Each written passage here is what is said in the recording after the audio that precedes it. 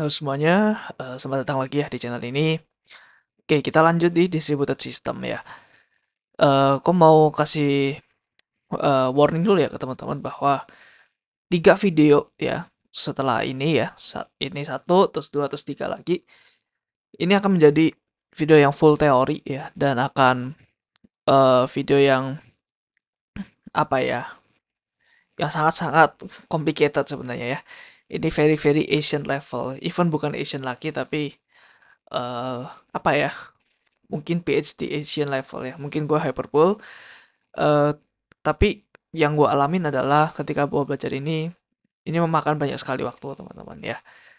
eh Banyak sekali kayak konsep-konsep itu yang nggak bisa kalian tangkap itu dalam satu kali cerna gitu ya. Jadi harus bolak-balik dipahamin bolak-balik gitu, coba diresapi gitu ya. Dan even even gue sekarang pun jujur ya, nggak sedalam itu ya dalam mengulik eh teori-teori dan distributed system ini ya. Tapi once kita tahu ya, itu akan sangat-sangat berguna ya. Karena sekarang itu banyak sekali software-software yang pakai sistem ini ya, kayak misalkan Google Spanner ya, Amazon DynamoDB, Cassandra, Redis, semuanya ya pakai konsep ini gitu. Secara teori dipakainya pakai ini ya. Even nanti kalau kalian belajar blockchain pun ya, gua pasti bikin ya modul blockchain itu ya, gua bakal pasti prerequisite-nya ke sini gitu ya. Karena ya namanya kita sebagai engineer ya, software engineer, kita harus tahu ya belakangnya itu gimana, bagaimana itu bekerja gitu. Nah, kita di video ini ya, video pertama ini kita akan bahas banyak sekali ya teman-teman terkait konsep-konsep yang berkaitan di distributed system ya. Nah, eh jadi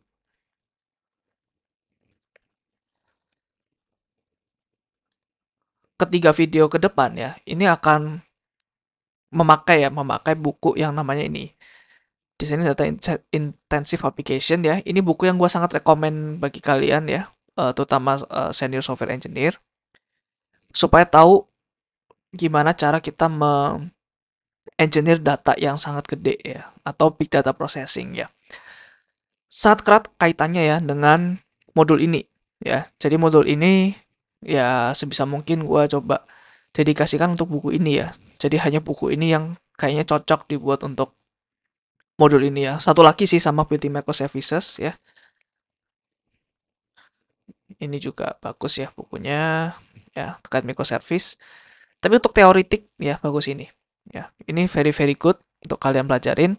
Dan ini adalah Martin Klapman ya, si pembuatnya. Dan dia juga punya bikin YouTube video ya tentang distributed system ini, dan gua kebanyakan ambil dari buku itu satu sama videonya dia. Udah cukup ya. Dua dua source itu udah cukup ya. Karena gua belajar dari expertnya secara langsung ya. Nah, di sini gua akan bahas ya satu-satu lah ya. Ini poin-poinnya yang akan kita bahas di video kali ini. Kita masuk yang pertama ya, yaitu tuh general problem. Kita akan coba mempelajari dulu masalah dari distributed system ini apa gitu ya.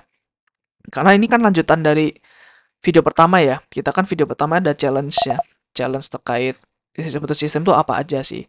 Nah, kita akan coba iteratif ya. Secara iteratif kita lihat challenge-nya satu-satu tuh gimana sih gitu ya. Sampai akhirnya menjadi sekarang ya. Nah, pertama itu general problem. Jadi ini classic illustration dari computer science dan communication theory yang mendemonstrasikan kesulitan untuk mendapatkan konsensus. Apa itu konsensus ya? Mungkin kalian kalau orang politik tahu lah ya. Jadi konsensus itu adalah kesepakatan bersama gitu. Meskipun ada orang yang nggak setuju, tapi dia mau nggak mau harus setuju gitu. Contohnya seperti pemilihan presiden ya, voting. Nah, itu adalah konsensus gitu. Jadi sebuah negara ya, ketika ada pemilu diadakan ya, misalkan kalau ada dua calon, satu calon lebih dari 50%, nah itu ya berarti langsung dapat satu presidennya, oke gitu. Kalau misalkan lebih dari dua, eh, dan kalau ada satu calon presiden yang lebih dari 50% dan mungkin menang di sebuah provinsi dan lain sebagainya gitu, Nah, maka secara otomatis dia akan jadi presiden. Nah, meskipun suka nggak suka ya, suka nggak suka, kayak misalkan pilih nomor satu, dua, atau tiga, misalkan kalian pilih nomor dua, tapi yang satu menang. Nah, kalian mau nggak mau tetap terima kan? Itu namanya adalah konsensus gitu. Ada suatu kesepakatan bersama, meskipun ada yang tidak apa, tidak setuju gitu ya. Nah, antara dua parties ya. Jadi choose gender swapping itu namanya two ya, namanya dua itu ya. Dua dua dua dua pihak ya. Over unreliable communication channel ya. Jadi gue ulangin lagi karena gue tadi banyak membahas konsensus. Ini adalah ilustrasi dari computer science communication theory yang mendemonstrasikan kesulitan untuk mencapai konsensus, ya, mencapai kesepakatan bersama antara dua party atau dua pihak lewat unreliable communication channel ya. Contohnya gini, generals itu kan kayak apa? Jenderal gitu ya bahasa Inggrisnya. Jadi ini ada dua army, teman-teman ya. Let's say di sini ada kota, di mana kota ini hanya bisa diserang apabila kedua army ini ya, kedua angkatan ini sama-sama menyerang secara berbarengan ya. Contohnya di misalkan Senin di jam 10 PM gitu. Kalau salah satu doang ya, salah satu doang nyerang, dia pasti kalah ya. Jadi harus berbarengan dan harus di antara ini ya, harus di belakang banget ya. Ini kan misalkan ada gerbang, di sini juga ada gerbang. Jadi harus di dua arah gitu ya. Harus eh, pokoknya si army A sama army B itu mereka kesulitan deh dalam komunikasi gitu ya, karena jaraknya mereka yang berjauhan. Nah, itu adalah gambarannya ya kira-kira ya.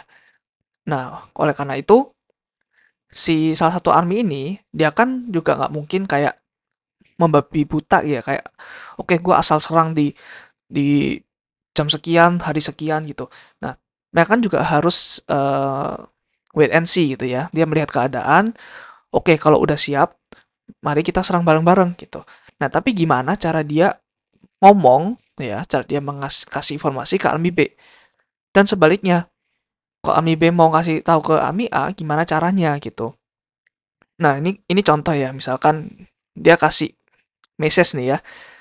Ini enak kata kuncinya ya, unreliable communication channel. Jadi channel komunikasi yang unreliable, yang bisa aja di sini gagal gitu ya.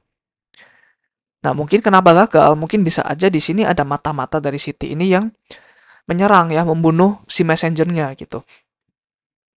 Nah, makanya si Ami A bisa aja kan ngasih ngomong nih, oke kita attack bareng-bareng ya di hari Senin ya, jam 10 PM, 10 malam. Nah, si Ami B-nya kan dapat nih. Oh, sorry. Satu lagi Army A ya kan.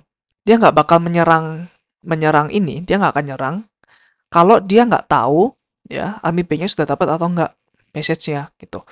Karena dia nggak mau meresikukan dirinya sendiri kan. Misalkan Army B-nya nggak tahu kalau misalkan kita mau nyerang di hari Senin jam 10. Ya dia nggak mau meresikukan dirinya gitu. Nah, demikian Army B juga. Si Army B dia juga nggak asal nyerang aja gitu ya. Dia menunggu eh dia menunggu apa ya? Mungkin instruksi lah ya dari Army A, dan dia harus tahu juga bahwa Army A harus nyerang gitu. Nah, tadi kan syarat Army A harus nyerang apabila Army B itu kasih tahu bahwa dia udah dapet message-nya, ya kan?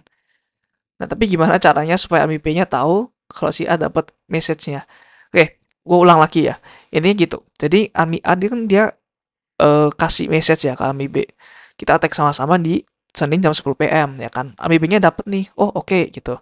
Nah, tapi dia tuh harus kasih namanya acknowledgement atau message di mana kayak apa ya? Kayak konfirmasi aja gitu loh. Konfirmasi, oh ya oke, gue dapet ini. Nah, kalau ini dia nggak kirim, ya kan? Atau kalau ini gagal kirim, ya, si Army A nggak mungkin attack gitu. Nah, kalau si Army A nggak attack, dia juga nggak mau attack dong si Army B-nya. Nah, dengan cara apa supaya si Army B-nya mau attack? Dia nunggu lagi acknowledgement dari si A. Kalau si A itu mendapat message acknowledgement dari si B tadi. Nah, tapi si ACK ini kan namanya ACK2 ya. ACK2 bisa aja dia tuh gagal di tengah-tengah. Jadi dia nggak pernah dapat lagi. Jadi ini adalah problem yang unresolved sih sebenarnya sampai sekarang ya. Dia nggak akan mencapai konsensus teman-teman. Dia never reach agreement. Ya. Dia nggak akan mencapai konsensus karena dia saling menunggu-nunggu nih, ya kan? Karena dia sama-sama mungkin sama-sama chicken gitu ya, sama-sama eh apa ya? Sama-sama tidak mau meresikokan dirinya gitu loh. Ya. Ya beda halnya kalau misalkan mereka dua-duanya pengen bodo amat ya, mau mau sisi sana jarang atau enggak, gua tetap masuk. Nah, tapi yang di sini kan dua-duanya sama-sama chicken ya. Berarti kan eh apa? Sama-sama pokoknya pokoknya lu serang dulu deh, gua baru ikut. Nah, itu baru yang menyebabkan tuh general problem. Ya, saya kira sih banyak sih ya, kehidupan nyata ya, contoh kasus seperti ini gitu. Jadi, if I do some, I will do something if you do something gitu. Tapi si itu juga bilang, jadi ya deadlock aja gitu ya, nggak ketemu konsensus gitu. Nah, ini adalah masalah dari distributed system ya yang ingin dihadapi gitu. Jadi ini ya, ini adalah node atau mesin ya, mesin di dalam distributed system kita gitu. Jadi ini komputer, ada CPU, ada RAM-nya, ada storage-nya sendiri. Ini juga ada ya CPU, RAM, storage sendiri dan dia mungkin berkolaborasi ya dalam membuat misalkan suatu file system atau suatu computing atau database gitu ya. Ini ini mereka ya menyimpan suatu data. Nah, tapi ini kan namanya dua mesin yang berbeda pasti ada networking ya kan.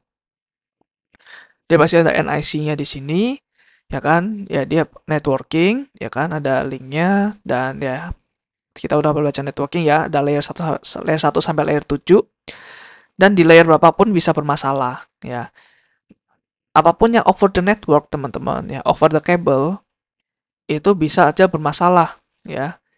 Even kita mungkin subscribe ke T1 line yang sangat mahal atau apapun atau backbone yang sangat mahal ya, nggak akan ada yang menjamin bahwa network ini tersampaikan dengan baik ya.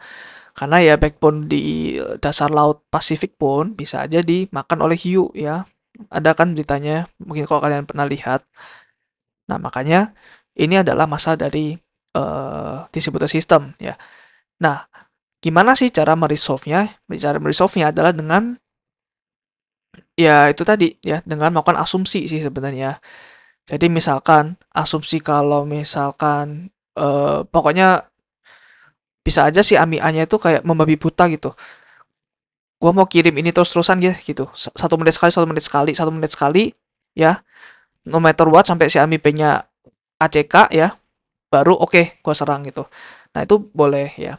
Jadi harus ada at some extent harus ada kayak asumsinya gitu.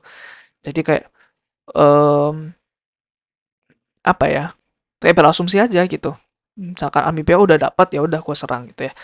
Jadi nggak ada yang to be sure banget sih. Nah, jadi ini itu general problem ya. Kemudian ini adalah Byzantine general problem ya. Byzantine itu kerajaan ya, satu empire setelah Romawi ya kalau nggak salah. Setelah Roman Empire itu udah Byzantine. Nah, ini adalah situasi di computer science juga yang disebut computing, di mana aktor-aktor ya itu harus mencapai konsensus ya meskipun ada faulty atau malicious komponen ya yang bisa aja mengirim conflicting atau misleading information. Jadi di sini tuh kayak ada traitor lah ya, kayak ada pengkhianatan yang bisa aja message-nya itu nggak valid ya. Contohnya ini ya, ini udah bukan dua dua channel problem lagi, ini udah banyak ya. Ini mereka harus misalkan ya paling enggak lebih dari 50% lah ya orang yang attack si castle-nya baru menang ya. Nah, tapi ada beberapa orang yang malicious nih ya. Biasanya kan pengkhianatan sedikit ya orang yang berkhianat ya, nggak mungkin semuanya berkhianat kecuali kudeta gitu ya. Nah, ini kan eh kudeta kecuali revolusi lah ya, kecuali revolusi. Nah, jadi si traitor ini bisa aja dia kasih dia bisa aja dia bilang kayak, retreat dong kayak, abandon kayak nggak jadi gitu ya, nggak jadi attack. Padahal yang sebelumnya mereka sama-sama konsensus attack gitu. Oke, attack bareng.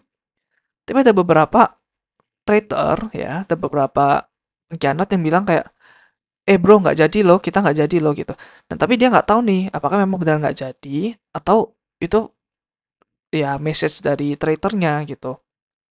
Nah ini contoh juga ya, Jenderal 1, ini Jenderal Jenderal 3 ya dia mau attack city bareng-bareng gitu ya. Nah, ini asumsinya adalah kita bisa kasih message secara reliable ya. Anggap aja udah reliable network ya. Udah nggak ada kaitannya sama unreliable network ya. Jadi ini reliable channel, tapi masalahnya itu ada yang kasih error gitu ya, kasih message yang sesat gitu ya, message yang hoax. Nah, ini contohnya nih ya, kayak channel 3 dia bilang channel 1 attack ya. Nah, mungkin di channel 1 dia otaknya mikir nih, oke kalau misalkan ada lebih dari misalkan 50% lah ya orang yang bilang attack, ya udah gua attack gitu. Nah, jadi ya udah gitu. Jadi channel satunya attack. Nah, terus channel 2 juga mikir nih, kalau misalkan ada lebih dari 50% orang yang bilang attack, ya udah gua attack gitu. Nah, tapi beda nih ya, channel 1 ya kan. Dia tuh bilang ke channel 3 kalau retreat. Nah, channel 3 dia bingung nih, ya kan. Channel 2 bilang attack, tapi channel 1 kok retreat. Ini yang bener yang mana gitu. Nah, bisa aja si Tether ini bisa aja bilang attack loh. Dia bisa aja dia nggak bilang retreat, dia bisa aja bilang attack. Supaya apa? Supaya kalau misalkan dia retreat ya, misalkan yang asli ya, yang loyal itu bilang retreat, mungkin karena ada something di dalam lah ya yang nggak bisa attack, bisa aja si Tether bilang attack dong gitu ya, biar mereka mati gitu ya ke dalam, attack ke dalam gitu. Nah jadi channel 3 bingung, nih satu atau yang dua nih yang apa? Yang traitor gitu ya.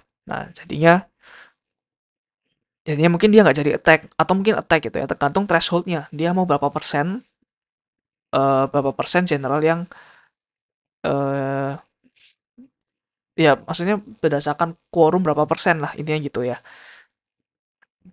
Nah ini mungkin bisa bisa diselesaikan ya dengan salah satunya adalah blockchain gitu ya. Blockchain itu dimana dia tuh ada konsen ada quorum ya, misalkan lebih dari 50%, ya udah gua mempercayai orang yang mengatakan lebih dari 50% ini gitu. Kalau kurang dari 50% ya gua anggap nggak valid ya. Nah, makanya kadang di blockchain kalau kalian pernah pernah tahu ya ada 51% attack ya di mana ada orang yang menguasai 51% of the blockchain itu sendiri gitu. Nah, jadinya dia bisa ngisi data seenak dia apapun gitu ya. Transaksi-transaksi dia bisa apa? Bisa pasukan gitu. Nah, tapi nggak harus 50% ya. Bisa aja mungkin ada yang lebih apa? Lebih paranoid ya, lebih paranoid. Itu mungkin bisa 70% gitu. Nah, itu tergantung ya. Jadi ini Bayesian intelligence problem biasanya sih di solve dengan cara pakai quorum tadi ya. Asumsi quorum dimana kalau udah lebih dari 50% orang atau 50% party ya udah gua ngikutin ya. So itu Bayesian general problem. Nah, problem di sini teman-teman ya. Ini bisa aja nggak terkait message loh. Jadi ini kan cuma message satu ini doang ya. Satu message, ini satu message doang kan, attack atau retreat gitu. Nah, bisa aja message-nya ini berupa sequence of message ya. Dimana sequence-nya ini harus terjamin. Nggak boleh ada sequence yang tertukar-tukar. Nah, itu adalah sebuah problem lagi di distributed system ya. Itu makanya itu susah banget ya. Kenapa? Karena contoh seperti ini. Contoh misalnya kita mau mengupdate ya, update XXX lah ya, XXX where ya kan, where Y sama dengan Z gitu kan. Nah, kalau misalkan ada beberapa statement update lah ya, ada update misalkan Y, Y, Y, Y, where Z sama dengan A. Nah ini tuh nggak boleh ketukar-tukar teman-teman. Kalau tukar-tukar nanti yang nggak valid gitu ya. Kalau tukar-tukar nggak valid. Mungkin kalau insert doang oke lah ya, valid lah ya. Misalkan nambah ini doang terus nambah ini. Nah tapi gimana kalau misalkan kita mengupdate. Misalkan di sini ada beberapa data ya, ada 1, 2, 3, 4 ya kan. Misalkan yang pertama nih, ya gua mau ganti 3 jadi 2 ya. 3 ganti 2, terus gua mau 2 ganti 4 gitu ya. Nah, ini kan 3 ganti 2 nih. Berarti ini ganti 2, terus 2-nya ganti 4. Jadi 1, 4, 4, 4 ya kan? Nah, tapi kok kebalik gimana? Kok kebalik? Berarti si 2, 4-nya dulu nih. 2 jadi 4, terus 3-nya jadi 2. Jadi 1, 4, 2, 4. Nggak sama gitu ya. Ini bukan konsensus lagi, karena nggak sama gitu. Nah, makanya ini ya, sequence of message itu harus sometimes ya, harus ada urutannya gitu. Nggak boleh diacak-acak ya. So, itu ya kesulitan dari distributed system ya. Kita udah belajar tuh jenis problem, di mana kita networknya nggak reliable, terus misalnya general problem, di mana ada satu pihak yang ngasih ngasih informasi secara salah ya. Baik disengaja maupun nggak sengaja ya. Kadang bisa juga nggak sengaja loh ya. Kita akan belajar nanti ya maksudnya gimana. Ya, terus eh terkait urutan tadi ya, message-nya itu nggak cuma satu message, bisa aja urutan gitu. Bisa aja urutannya harus terjaga dengan baik. Ya, itu adalah masalah yang harus diselesaikan. So next kita baca tentang sistem model di dalam distributed system itu sendiri ya. Jadi kita akan bagi jadi 3 ya. Ada behavior networknya tuh seperti apa, terus behavior node-nya seperti apa ya. Node ini mesin ya. Terus bisa aja asumsi timing ya. So yang pertama ada network behavior. Yang pertama reliable links. Ini adalah yang nggak perlu kita khawatirkan ya. Ketika networknya itu udah pasti aman lah ya. Nah meskipun ini secara teori nggak mungkin ya. Nggak mungkin aman 100% ya. Tapi at least lah ya 99,99% itu aman ya. Nah itu namanya reliable links. Terus ada fair loss links. Berarti ini network di mana message-nya bisa aja lost ya, duplicated ya.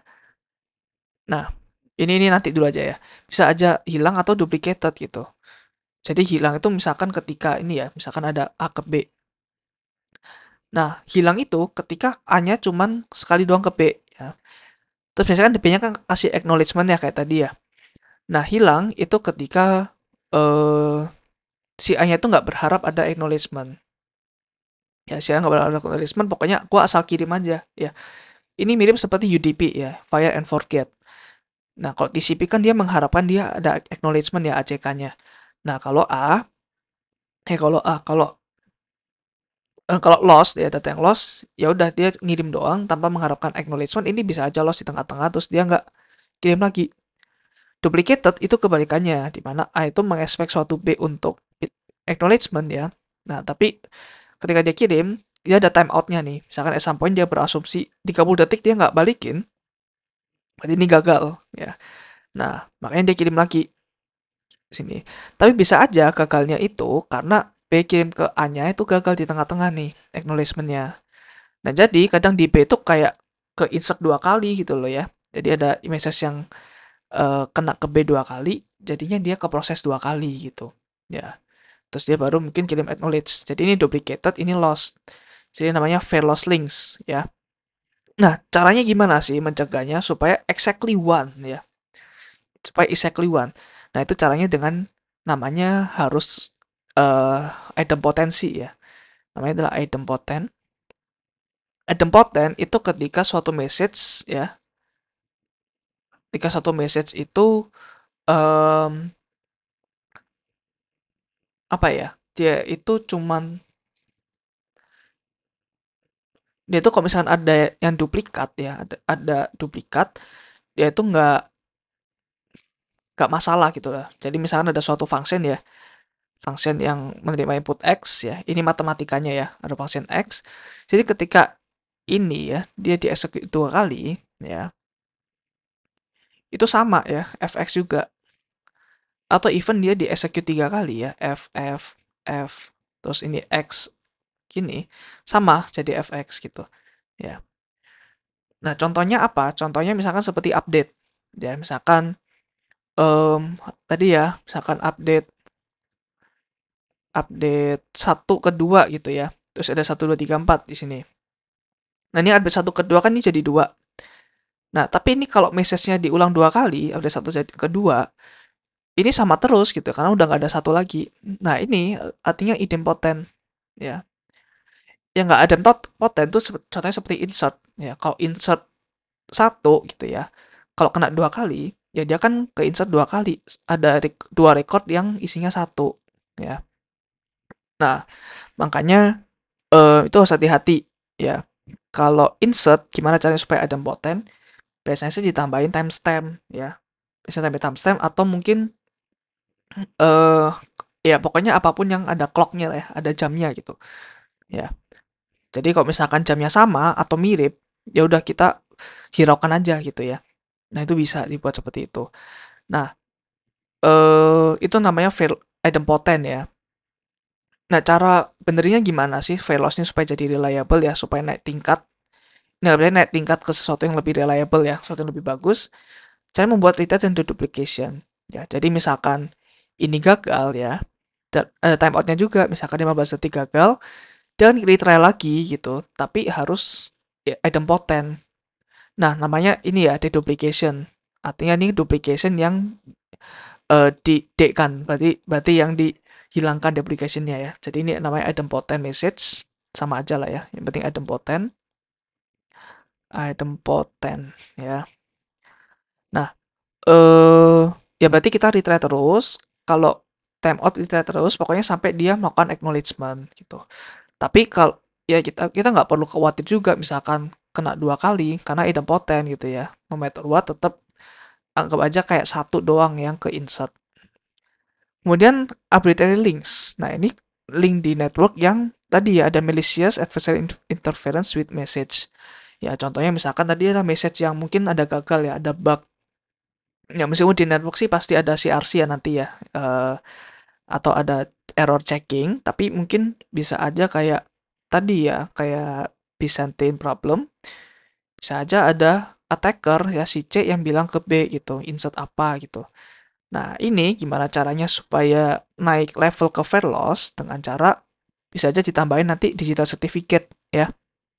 Tapi itu nanti kita bahas di materi lain lah ya. Pokoknya digital certificate itu kayak kita kasih sertifikat lah kalau ini gitu kita yang asli sebenarnya gitu ya. Oke, so ini gua coba tambahkan dulu ya. Kemarin gua lupa tambahkan use digital certificate to be fair loss links ya. Oke, kita lanjut node behavior ya. So, di behavior node itu juga ada berbagai macam ya. Ada crash stop. Nah, jadi ketika ada mesin yang crash ya, untuk apapun ya, misalkan overheat atau memorinya kebanyakan, kegedean, terus ya apapun lah ya, namanya komputer pasti bisa mati gitu. Ya, apalagi server yang berjalan 24/7 dihit oleh banyak sekali request-request per second, sangat bisa stop ya. Tapi ada behaviornya nih, bisa aja stop atau bisa aja recovery. Jadi recovery itu dia bisa ketika dinyalakan tuh dia bisa lanjut softwarenya. Tapi kalau crash stop itu softwarenya udah kayak ya udah dibiarin aja nggak dihidupin lagi gitu ya. Terus even bisa aja juga yang Byzantine ya. Contohnya misalkan ini ternyata hidup lagi tapi jadi zombie gitu ya. Jadi orang yang malicious lah ya. Dia kayak mengacaukan sistem yang sudah ada gitu. Nah, itu Byzantine. Terus timing assumption. Nah, ini penting teman-teman ya. Ada namanya synchronous ya. Synchronous itu ketika ada mesin A ngomong ke mesin B ya. Si A itu berekspektasi bahwa dia tuh tahu kayak time bound message-nya itu balik lagi ke A itu kapan atau proses ini tuh eh berjalan tuh maksimal berapa detik gitu sampai dianggap sukses ya.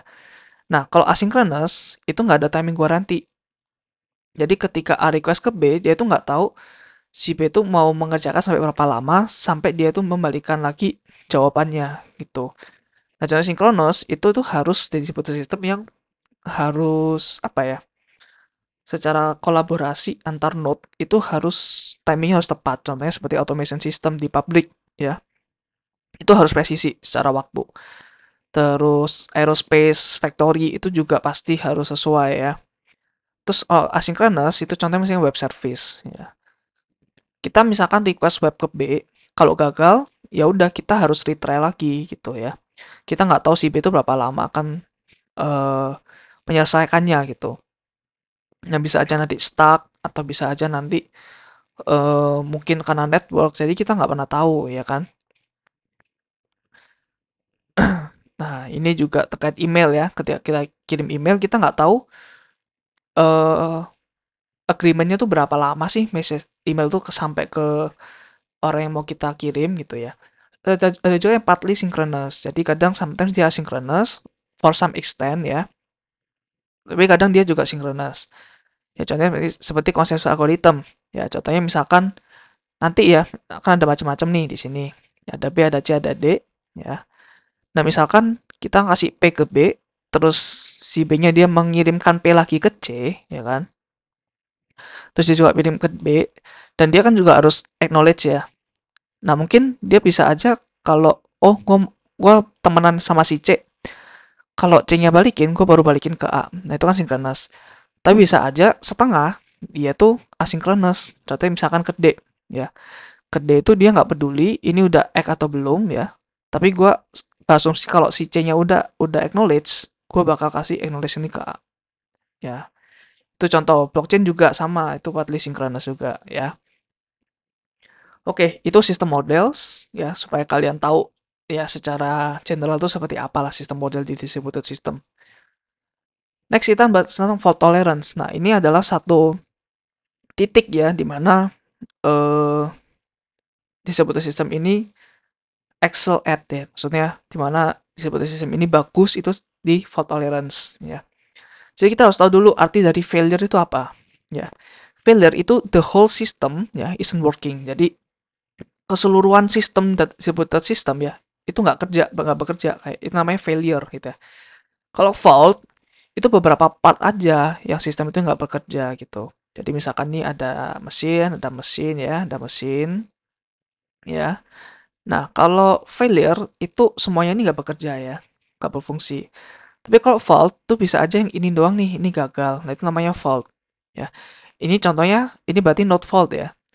Atau bisa aja ininya gagal nih, ya networknya ya bisa bisa antara node atau network. Terus fault tolerance ya, ini berarti artinya apa? Artinya sistem itu secara keseluruhan itu bekerja meskipun ada fault ya. Jadi meskipun ada faulty di sini ya, ada di satu satu mesin fault, dia tetap bekerja teman-teman ya. Nah, mungkin ada thresholdnya sih. Misalkan kayak lebih dari 50% gagal, si the whole system ya bakal menjadi failure ya. Terus ada namanya SPOF atau single point of failure. Nah, ini kayak node atau network link di mana faultnya itu leads to failure. Contohnya misalkan di sini ada biasanya sih nanti ada namanya leader sama follower ya di dalam distributed system. Ini followernya. Nah, ini leader ya, ini follower. Jadi kalau ada transaksi masuk ya atau message masuk, dia itu yang akan kasih mengirimkan followernya ya kan. Terus dia tunggu ini dia bales, udah diproses, oke, terus dia baru kirim balik ke yang request tadi kalau ini udah diproses. Nah, ini adalah single point of failure karena ketika ini gagal, ya udah gagal gitu. Siapa yang jadi leader? Si klien nanti mau nulis ke siapa, mau request ke siapa, nggak mungkin ke follower karena follower didesain supaya dia cuma mendengarkan dari leadernya. Nah, itu single point of failure. Nah, kalau partial fault itu situation di mana some of component of the system itu fail, ya ada failure, tapi beberapa itu continue to function properly, ya. Tapi, nah ini tuh tricky, bisa aja menghasilkan split brain, di mana itu the whole system kayak ada punya dua otak gitu ya. Nah, jadi kan tadi ya kita bahas tentang konsensus ya, di mana ada beberapa sistem ya, misalkan ada 5 lah ya di sini. Nah, mereka kan ada konsensus nih, ya. Mereka ada konsensus masing-masing. Masing-masing dia punya satu satu message yang sama ya, satu database yang sama gitu. Nah, split brain itu ketika ada contohnya seperti ini sih gambarnya ya. Split brain itu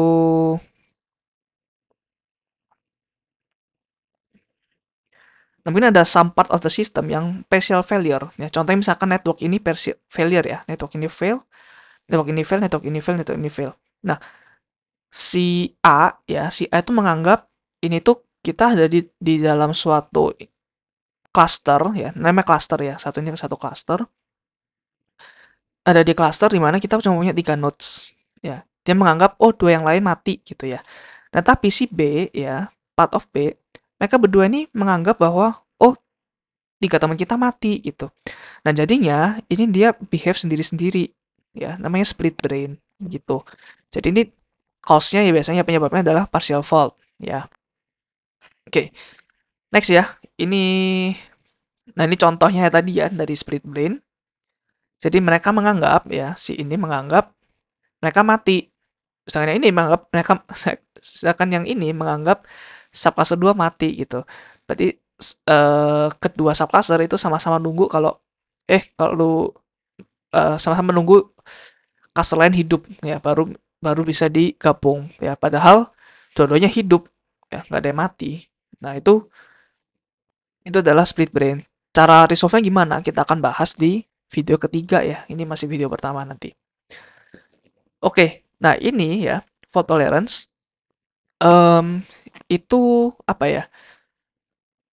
Ini tadi ya replika itu berarti sama kayak node lah ya. Node itu bisa unavailable to the network partition atau node fault ya antara network atau node-nya kan. Nah, ini hitung-hitungannya lah ya. Kenapa distributed system itu penting banget ya di dalam software engineering lah ya. Kenapa distributed system itu penting banget? Karena untuk menjaga tadi ya namanya fault tolerance.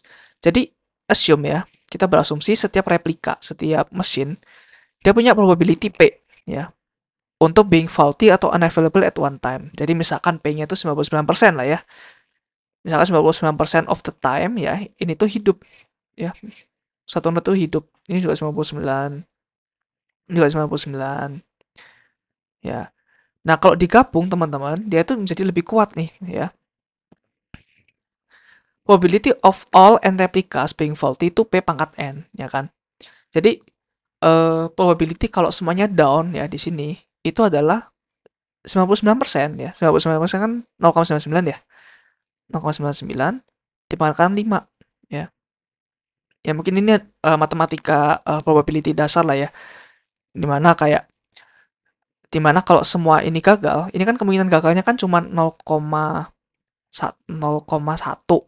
kali 0,1 kali 0,1 ini jadi 0,0001% dia gagal semuanya. Nah, makanya semakin banyak node yang ditambahkan ya ke dalam satu cluster, probability gagal itu semakin kecil. Ya, semakin kecil, teman-teman. Nah, makanya ini kita bagusnya di sistem tuh seperti itu ya. Jadi fault tolerance-nya bisa lebih terjaga ya. Nah, probability of lebih dari satu out of n replicas being faulty ya. Ya, ini seperti ini rumusnya ya. Dapatnya seperti ini nanti. Nah, ini contoh misalkan probability being faulty ya, P-nya itu 0,01 ya. Mirip seperti inilah ya, 99%. Jadi kalau satu replika doang ya kan. Nah, dia itu probability untuk semuanya fault, semuanya itu gagal itu 0,01% ya. Jadi ngitungnya tuh gampang sih. Misalkan biasanya sih gini ngitungnya. 0,01% berarti 1% ya. 1% dari misalkan setahun ya. Setahun kan 365 hari. Nah, berarti kalau ini dia tuh bisa aja 3,65 hari mati dalam setahun. Ya, kelihatannya banyak ya, 99% tuh kelihatannya gede gitu ya. Ya kan? Ya, karena kalau kalian mikirin probability, misalkan probability main gacha 99% ya. Itu kan ya tinggal merem aja, tinggal merem. Oke, gitu keluar. Ya, kayak 1% itu nggak ada apa-apanya gitu ya. Nah, bagi kalau kalian kok trading 99% tuh naik ya. Nah, itu kan pasti kalian ambil kan. Take the bet gitu ya. Nggak mungkin kalian nggak ambil. Nah, tapi beda halnya sama server ya. Kalau server itu overtime teman-teman ya. Dalam satu tahun ya 365 hari, 99% itu 3,65 hari loh. Network kita itu server kita tuh down. Bayangkan kalau kalian adalah sebuah Google ya, Facebook, misalkan banking ya. Nah, itu gimana kalau misalkan 3 hari mati ya. Facebook pun 6 jam mati itu dari apa ya? ruginya itu udah triliunan teman-teman ya. Nah ini tiga hari loh mati. Nah itu 99% tuh kecil. Ini tuh apa ya? Buruk ya sebenarnya. It's a bad idea 99% itu ya. Nah, makanya di kadang di apa? Di software itu kadang ada namanya kita nggak menghitung berapa berapa berapa persen, tapi kita menghitung berapa digit sembilannya gitu ya. Misalkan dari 99,99999%. Nah, ini berarti ada berapa? 6 digit. 6 digit sembilannya. Ya biasanya sih orang pakai digit ya, berapa digit sembilannya. Seperti itu ya. Nah, dengan adanya 9, 9 di sini, itu bukannya kayak bukan unsignificant. Semakin banyak 9 di belakang itu semakin susah kalian achieve availability seperti itu ya. Karena itu kayak menambahkan, nih bayangkan kok 99% ya, berarti kan 1% mati ya kan. Kok tambahin 9 lagi di belakang, itu kan 0,1%. Nah ini, itu dia 10 kali lebih performan loh ya. Yaitu 10 kali eh, lebih reliable gitu. Mau tambahin 9 lagi, 10 kali lebih lagi ya. Semakin gede 9 di belakang, akan semakin susah achieve-nya. Ya. Nah, ini hitung-hitungannya lagi ya. Jadi ini kenapa ada n plus 1 bagi 2, ini tuh kayak quorum lah ya, lebih dari 50% gitu. Jadi kalau replikanya sampai 100 teman-teman ya, nah itu resiko untuk semua node itu mati itu sangat kecil ya. Nah ini gue nggak tahu nih, ini sekecil apa gitu ya, sekecil subatom atau apa, kayaknya ini lebih kecil lagi gitu. Ya, bayangkan ini 10 pangkat 200 teman-teman ya. 1/10 pangkat 200, ini nolnya udah 200 nih. Ya, sekecil apa. Nah ini juga nggak ada bandingannya juga ya. Kalau setengah mati itu juga sangat-sangat impossible gitu ya. Hampir impossible gitu. Ya. Nah, jadi ini pentingnya fault tolerance ya. Ya, gue nggak expect gue bahas fault tolerance ini selama ini. Gue baru realize. Oke, next ya. Ini kaitannya dengan yang tadi, dengan urutan ini ya. Oh, udah kehapus. Dengan urutan message tadi ya, yang update itu harus urut kan. Nah, ini kita belajar namanya causality dan happens before. Nah, causality itu adalah bahasa Indonesianya apa ya? Keterakibatan ya. Aduh, bahasa Indonesia ini sedikit vocabnya ya. Kausalitas. Ya, tapi gimana jelasinnya ya? Ya, intinya ada suatu penyebab dan akibat. Nah, ini ya gitu ya. Happens before juga sama. Ya. Nah, ini adalah relasi happens before. Ya. Suatu event itu adalah sesuatu yang terjadi di satu node. Ya. Jadi ini ada beberapa node. Satu event itu satu hal yang terjadi di sini ya. Nah, kita akan ngomong event A itu ya. Event A itu terjadi ya. Ini relationship antara happens before ya, causality relationship. A itu terjadi sebelum B apabila ya. Jadi itu notasinya seperti ini ya. Jadi event A itu harus terjadi ya sebelum event B apabila A dan B itu terjadi di node yang sama ya. Ini misalkan node 1, node 2, node 3. Nah, A dan B itu harus jadi di node yang sama dan A itu terjadi sebelum B di dalam nodes local execution order. Ya, jadi misalkan di sini ada code ya, codingan. Namanya codingan kan semuanya harus atas ke bawah ya. Ya, ini kan nggak menutup OOP atau prosedural atau fungsional, semuanya kan tetap atas ke bawah tuh, ya kan. Nah, ini misalkan A di sini, ini B di sini. Nah, di sini udah dipastikan bahwa A itu terjadi sebelum B, ya kan. Terus ada satu kondisi lagi. Ketika A itu mengirim message M, ya, misalkan dia mengirim kedua ya, mengirim message yang namanya M, dan event B itu adalah yang menerima message ini gitu ya. Ini adalah B. B itu dia menerima event. A itu mengirim event ya. A itu mengirim event, B itu menerima. Nah, ini berarti A dapat dipastikan A itu terjadi sebelum B, ya kan? Nah, atau ada lagi, ada event C nih teman-teman ya. Ada event C, ini misalkan gua ganti C ya. Nah, ini gua bikin C.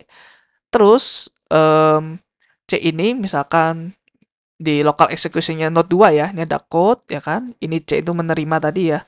Terus di sini ada B. Nah, B itu ternyata mengirim ke node 3 gitu ya. Misalkan B itu mengirim ke node 3 ya kan. Nah, seperti ini. Nah, maka ketika ada event C di mana A itu kan terjadi sebelum C nih pasti ya kan. Karena C-nya menerima message dan C-nya juga juga terjadi sebelum B karena C-nya ada di local execution order sebelum B ya. Nah, ini berarti dapat dipastikan bahwa A terjadi sebelum B. Ya, ini transisional lah ya, anggap aja. Nah, ada namanya partial order dan total order ya. Maksudnya apa? Order itu kan urutan ya. Partial order itu kita nggak tahu apakah ada event yang terjadi secara barengan ya atau concurrent. Jadi barengan itu misalkan seperti ini di tiga itu dia lagi ngapain ya, misalnya lagi X gitu ya. Jadi kita nggak tahu apakah em, sebentar. Kita nggak tahu apakah A ya itu barengan sama X atau enggak gitu ya. Ya kan karena ini kan nggak ada causality-nya ya, nggak ada sebab akibatnya gitu. Jadi kita nggak tahu nih. Nah, ini namanya partial order. Dinamakan total order ya. Ini lawan kata dari partial order total order ya. Itu dimana kita bisa tahu apakah kedua event ini concurrent atau enggak, jalan bersamaan atau enggak gitu ya. Nah, ini partial order itu berarti definisinya adalah possible bisa aja A itu tidak terjadi sebelum B atau bisa aja B itu tidak terjadi sebelum A. Kalau seperti ini ya berarti A dan B itu concurrent ya, dianggap concurrent. Nah, partial happens before ya causality itu hanya mengcapture aja terkait eh ini sebelum apa ya, dia nggak ada mekanisme secara concurrentnya ya. Jadi kalau bukan A B atau juga bukan B A ya, ini namanya concurrent ya, concurrent. Jadi di sini kita bisa pastikan bahwa ini adalah total order. Nah, ini contoh ya, contoh di kanan. Versi bagusnya dari yang kiri ya. Ini gue ambil dari YouTube-nya si Martin Klapman juga. Jadi let's say di sini ada event A ya, terus ada event B. Dia mengirim message satu ya ke sini. Ya, ini ingat nih nama node-nya ya, ini nama event ya. Nah, di sini kita bisa pastikan nih, berarti A itu happen before B kan? Karena dia ada di local execution-nya si node ini, ya kan? Dia kan pasti terjadi sebelum B. Dan di sini B udah pasti terjadi sebelum C. Ya, di sini C terjadi sebelum si D gitu. Di sini D sebelum F. Berarti kita bisa pastikan bahwa C juga happens before F, ya kan? B juga happens before F, A juga happens before F itu, ya kan? Eh ya, transitivity ya. A sama C, ya A sebelum C pasti, A sebelum D pasti, ini pasti. Nah, tapi kita nggak paham nih, ya si E itu, ya, concurrent dengan event apa, dia itu terjadi itu barengan dengan event apa, event A kah, event B kah, event C kah, gitu ya. Jadi semuanya seperti ini, ya, kita bisa asumsi seperti ini. Jadi A barengan sama E, B juga barengan sama E, C juga barengan sama E, D juga terjadi bersama dengan E, gitu. Ya, karena bisa aja si E ini ternyata prosesnya tuh lama sampai bawah sini gitu. Bisa aja kan. Nah, tapi bisa aja dia cuma short live gini. Berarti kalau cuma short live, berarti kalau kita tarik garis waktunya ya, berarti kalau C kalau dengan E itu salah ya. Karena dia udah kelar si E-nya itu. Ya. Makanya di sini masih kita ya nggak tentu ya, namanya concurrent gitu. Kita nggak tentu terjadi bersamaan atau enggak gitu ya. So, ini causality dan happen before. Nah, terus kita akan membahas tentang timing. Nah, ini gimana sih caranya kita mengachieve ini gitu loh ya, gimana caranya tahu kalau eh apa ya, kalau si A itu happen before B, pasti ada jamnya dong ya kan, pasti ada jamnya. Dan gimana caranya tahu kalau B ini adalah sebelum si C, nah pasti ada jamnya kan. Nah, ini kita membahas tentang jam ya. Jadi jam itu ya ada yang physical sama ada logical, tapi kita bahas physical dulu ya, jangan hiraukan logical supaya nggak pusing. So, physical time itu namanya quartz clock. Ya, itu adalah jam yang yang apa ya? Efektif dan sangat presisi ya. itu menggunakan regular vibration of a quartz. Nah, ini gua nggak tahu artinya apa ya. Intinya presisi lah ya, perhitungan detik even millisecondnya ya di setiap komputer kalian masing-masing gitu. Terus kita udah mulai baca juga tentang NTP nih ya, Network Time Protocol. Ini untuk mensinkronisasi ya atau menyamakan waktu antar nodes, ya kan? Kita udah belajar itu ya. Nah, terus ini adalah clock skew nih. Nah, ini yang unik ya. Ini adalah masalah dari physical time. Clock drift ya, ada clock drift ya. Clock drift itu kayak pergeseran waktu ya. Itu lebih gede daripada network latency ya. Contohnya seperti ini teman-teman ya. Ini misalkan suatu node ya. Ini node lagi ya kan. Ini misalkan di sini jam 12 lah ya, jam 12 AM gitu ya, misalkan. Nah, di sini kan dia ada jamnya sendiri-sendiri ya kan, ada jamnya sendiri-sendiri. Nah, namanya juga ini ya, ciptaan manusia kan nggak ada yang perfect ya. Jadi jam di sini itu sama jam di sini itu bisa aja beda sedikit nih, ya kan, beda sedikit. Namanya adalah clock drift. Ya, ini contohnya nih di sini ya. Ini ada perbedaan sedikit itu loh ya, kayak getarannya tuh frekuensinya tuh kayak nggak pas sedikit lah ya gitu ya. Jadi ada drift antara waktu gitu ya. Nah, tapi kalau drift ini jadi terus-terusan ya akan menjadi gede ya kan. Namanya delta kalau di terus-terusin nggak akan dibenerin jadi gede. Jadi namanya SCO ya. Makanya ada NTP nih, Network Time Protocol untuk menyamakan ya. Oh sorry, ini gue nggak lihat ya tadi ya. Nah, untuk menyamakan ya NTP itu menyamakan waktu supaya nggak ada jadi SCO ini. Nah, tapi bisa aja loh ketika NTP kan tetap over network ya. Ini kan tetap over network. Nah, bisa aja ini network latency-nya ya itu lebih cepat daripada clock drift-nya ya, daripada clock skew-nya gitu loh. Nah, jadinya sama aja meskipun pakai NTP bisa aja loh kayak ya tentunya di apa ya, di waktu-waktu yang tricky lah ya, di waktu-waktu yang subtle itu bisa terjadi ketidak konsistenan gitu. Nanti kita akan lihat ya. Jadi ini adalah contohnya ya. Contohnya nih misalnya user A dia ngirim message ke user B dan user C ya kan.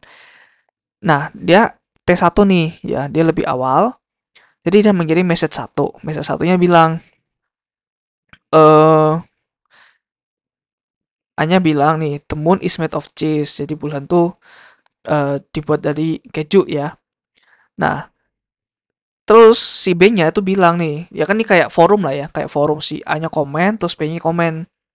B-nya bilang, oh enggak kok ya, bulan tuh nggak buat dari keju gitu. Nah, dia tuh kirim lagi ke A sama C. Nah, somehow si C, ya, si C ini, dia itu menerima T2 dulu baru T1 dulu gitu. Ya, karena di sini ada latency ya, misalkan si A sama si C ini misalkan ada latency nih. Ya, misalkan secara geografik atau secara network link lah ya, biasa lah ya, physical network, kabelnya, itu bisa aja lebih lambat gitu. Nah, bisa aja yang kekirim duluan yang T2 nih daripada T1. Nah, ini kan harusnya ya kalau kita pakai timestamp ya, pakai physical time, ini harusnya lebih lebih belakangan kan daripada T1. Ya, tapi karena adanya tadi ini ya, clock skew, adanya seperti ini, jadi networknya itu lebih reliable ternyata daripada perbedaan waktunya. Jadinya kadang bisa aja T2 itu malah lebih kecil dari T1. Ya, lebih kecil dari T1. Jadi bisa aja nanti T2 yang di sini itu waktunya misalkan jam 12 AM ya. Sedangkan yang di sini itu jam 12.1 gitu ya, titik 01. Nah, ini bahaya ya. Jadinya nggak konsisten nanti. Nah, makanya di sini ada logical time, teman-teman. Ini logical time, dia menjawab masalah dari physical time ini. Ya, jadi instead of timestamp yang di quartz clock, nah kita kayak kasih stempel gitu ya. Kita kasih stempel kalau uh, jadi based on operation gitu. Based on operation, setelah operation selesai, gue tambahkan waktunya satu, gue increment waktunya satu gitu ya. Berarti nggak tergantung dengan waktu lagi, waktu asli, tapi waktu secara logical, waktu secara processing. Jadi dia pokoknya setiap event di node itu dia tambahin satu satu satu satu gitu. Nah, seperti itu ya. Ada dua approach ya. Ada Lamport clock sama vector clock. Oke, di penjelasan lebih dalam lagi ya tentang logical dan physical clocks. So, physical clock itu tadi ya jam beneran berarti number of seconds elapsed atau even millisecond ya. Tapi kalau logical clock itu adalah jumlah di mana eventnya itu terjadi gitu. Jadi di dalam node ada satu event, ada satu proses, itu dia nge-increment si logical clock-nya gitu ya. Nah, tadi ya physical timestamp itu useful for many things sebenarnya ya, tapi ya bisa aja inconsistent dengan causality ya, kayak tadi ya contohnya T2 lebih kecil dari T1. Nah, itu aneh ya kan. Nah, tapi logical clocks itu mencegah hal tersebut terjadi gitu ya. Jadi logical clocks itu didesain untuk mengcapture causal dependencies. Nah, tapi kekurangan dari logical clocks itu nggak bisa dengan pasti ya, dengan sure itu kapan eventnya terjadi. Jadi kalau dibuat data science kayak misalkan kapan ini terjadi, di jam berapa, terus kayak berapa detik processing time-nya itu nggak bisa gitu ya. Dia cuman bisa mengcapture yang causal dependency saja, yang happens before aja gitu ya. Ya, yang happens before aja. Kayak misalkan B happens before C gitu. Nah, tapi dia nggak bisa tahu kayak B itu berapa lama sih ininya processing time-nya, E juga berapa lama itu nggak bisa tahu ya. Nah, itu adalah namanya logical clocks ya. Nah, contoh nih, ada event satu yang happens before E2. Berarti causality-nya adalah E1 adalah penyebab dari adanya E2, ya kan? Nah, dengan logical clocks, dia itu bisa seperti ini, ya.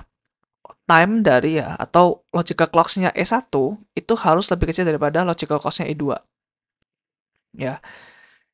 Jadi misalkan E1 tuh 3 gitu ya, T2 itu misalkan 5. Nah, ini valid gitu. Jadi nggak mungkin kalau ada event satu sebelum E2, ini tuh bisa misalkan nih 4, ini 3, itu nggak mungkin. Ya, ini pasti lebih kecil. Nah, tadi ada dua ya, dua macam, ada Lamport clock sama vector clocks ya. Kita bahas yang lebih simpel dulu ya, Lamport clocks. Nah, Lamport clocks ini dia itu diciptakan oleh pemilik penciptanya namanya Leslie Lamport kayaknya ya. Nah, dia tuh eh software engineer yang lumayan dikagumi juga ya di dunia distributed system ya. Dia menciptakan banyak sekali algoritma-algoritma tentang distributed system. Contohnya ini ya, Lamport clocks. Jadi ini dalam kata-kata lah ya penjelasannya. Jadi setiap node ya nanti ya, setiap node ini dia tuh punya counternya sendiri-sendiri. Ya, dia tuh memaintain counter namanya T. Jadi di sini dia punya T, punya T, punya T. Ya, ini lokal variabel sendiri-sendiri ya. Nah, di setiap sini kan ada event nih, ya kan? Ada event, ada A, ya kan? Nah, ini T-nya dia di increment ya, jadi T++ di sini. Ya. Kemudian LE ya, berarti ini L tuh kayak T-nya di sini ya, Lamport clock si E. Berarti value of T setelah di increment ya. Berarti misalkan ini kan masih 0 semua lah ya. Berarti misalkan A di sini ini T-nya udah pasti 1 ya kan udah di increment. Itu berarti LA itu berarti 1 ya kan. Nah, kalau kita mau mengirimkan sesuatu over network ya, kita attach T-nya gitu. Jadi misalkan ini M1 ke sini ya, ini M1. Nah, kita nggak boleh kirim M1-nya doang, kita harus kirim juga Lamport clock-nya ya. Kita harus kirim Lamport clock-nya, T, timestamp-nya ya. Terus si recipient ya, si mungkin node B ya, ini node C, ini kayak kapital aja ya biar nggak aneh gitu liatnya. Jadi recipient penerimanya moves its clock forward to timestamp in the message. Jadi dia eh antara menambahkan T++ lagi di sini ya kan. T++ nya si A ya. Si A atau T plus 1-nya si B. Ya, kita lihat mana yang paling gede gitu ya. Yang paling gede yang diambil gitu ya.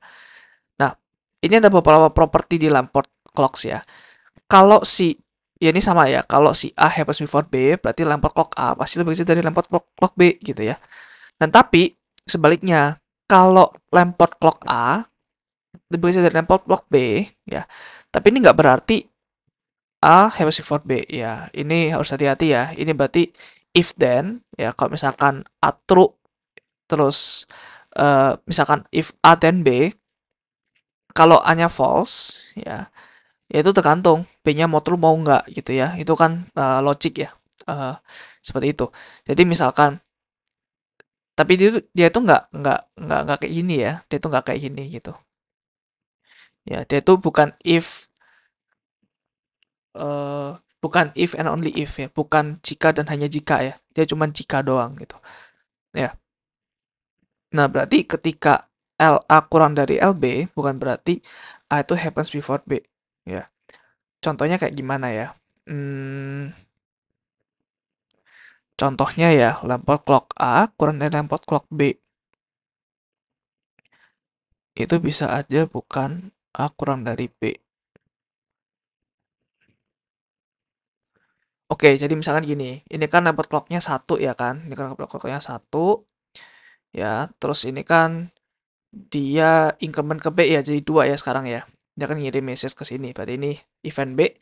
Event B, lampot clocknya 2 ya kan? LB ini 2, lampot clocknya 2. Nah, tapi lampot clock C di sini, ya kan? Nah, dia ini ada C di sini nih. Nah, T-nya kan 1 nih di sini. Nah, sekarang lampot clock C itu 1. Nah, 1 itu kan kurang dari 2 nih. Berarti lampot clock si C, aduh maaf ya guys, sorry sorry banget ya. Lampot clock si C ya, itu kan kurang dari lampot clock si B, ya kan? Nah, tapi ini kan nggak bukan bukan C happens before B kan di sini kalau kalian lihat. Nah, ini makanya seperti ini ya. Nah, ini juga possible loh kalau lampot clock A sama dengan lampot clock B bukan berarti A sama dengan A kalau lampot clock A sama dengan lampot clock B. Oh, gini, bisa aja kedua event itu beda event, tapi lampot clocknya sama gitu ya. Ya contohnya ini ya, lampot clock A sama lampot clock C, ya itu kan beda event, tapi lampot clocknya sama, itu bisa. Nah, jadi kita lihat dari properti lampot clock, dia itu nggak unik ya, dia itu nggak unik per event, ya. Jadi per event tuh bisa banyak, karena dia tuh masing-masing lokal kan, clocknya ya, di masing-masing node. Nah, contohnya seperti ini tadi ya. Nah, gimana sih caranya supaya supaya unik gitu ya, supaya misalkan gue bilang lampot clock A ya, ya itu lampot clocknya tuh unik gitu ya. Nah ini gampang ya teman-teman, kita tambahkan informasi node apa gitu ya. Jadi instead of satu doang, jadi ada 1, A di sini ya. Nah jadi ini adalah event yang terjadi di beberapa event terjadi di node A gitu. Jadi sekarang itu kita unik nih, berarti LA itu kan 1A, A. Kalau LC berarti 1, C gitu. Udah beda kan? Nah, seperti itu. Nah, ini contohnya ya, lewat clock example. Ini 1A nih pertama ya kan. Terus ini 2A, terus ini dia kirim ya 2M1. Nah, di sini tempat clocknya dia masih 0 ya kan. Dia masih 0. Nah, dia karena ini lebih gede, ya 0 sama 2 lebih gede 2, berarti dia plus plus 1 ya, di sini 3. Tuh. Terus ini dia tambahin lagi 1, karena ini event lagi ya berikutnya. Ya terus dia kirim over the network, terus dia cek nih 4 sama 1 lebih gede 4, berarti dia increment 5 ya. Ini tergantung ya, misalkan di sini 1 2 3 4 5 6 ya kan. Terus di sini 4 datang dan di sini berarti 7 ya, bukan 4, bukan 5 gitu. Tergantung maksimalnya ya. Nah, berarti ini ya tadi ya NE itu berarti node di mana event E-nya terjadi ya, sedangkan L itu lamport clock-nya. Nah, berarti LE, NE ya, jadi lamport clock yang ini ya, dikomakan dengan node, ya ini berarti secara unik ya mengidentifikasi event E. Jadi event E itu secara unik terjadi di node apa dan lamport clock-nya berapa gitu ya.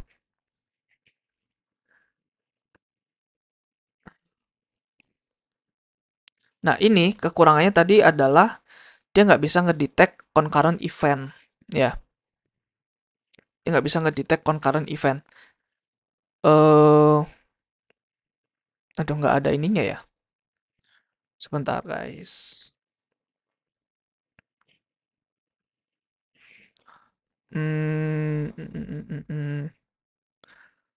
Oke, sorry, gue mau coba tambahkan lagi ya satu PPT lagi di sini.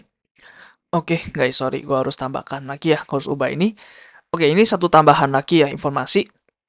Jadi kita ada total order ya. Jadi total order itu tadi kebalikan dari partial order, di mana total order itu kita bisa mengorderkan kayak semua event gitu ya. Sorry, itu tadi gue sebelumnya mungkin kasih kalian yang salah ya, definisi yang salah tentang total order.